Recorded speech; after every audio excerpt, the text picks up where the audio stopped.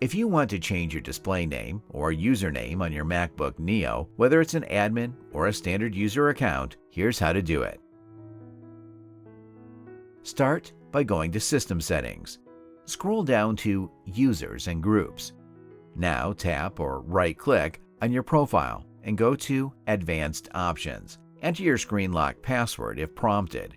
Here, your full name is your login or display name. You can simply remove the old one and type a new name. Now, your username will appear grayed out. That's because changing it requires a few extra steps. After updating the display name, press OK to save it.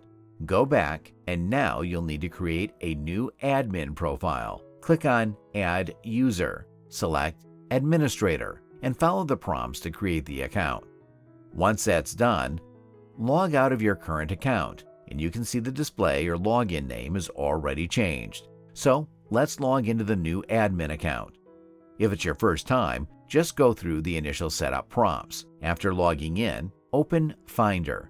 From the top menu, click on Go, then Go to Folder.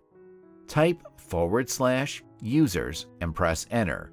Now, find the user folder you want to rename. Right-click on it and enter the exact new username you want. Make sure to copy this name. You'll need it next. Now, exit this window and go back to System Settings. Open Users and Groups again. Right-click on your original account and go to Advanced Options. Enter your current account password. This time, the username field won't be grayed out. Paste or type the exact same name you used in the Users folder. Then scroll down to Home Directory. Here's the important part. After the /, delete the old name and replace it with the exact same new username. This step is critical, otherwise you might lose access to your data. Once done, press OK. Now, log out and sign back into your original account. You'll see that your username has been successfully changed. Thanks for watching till the end.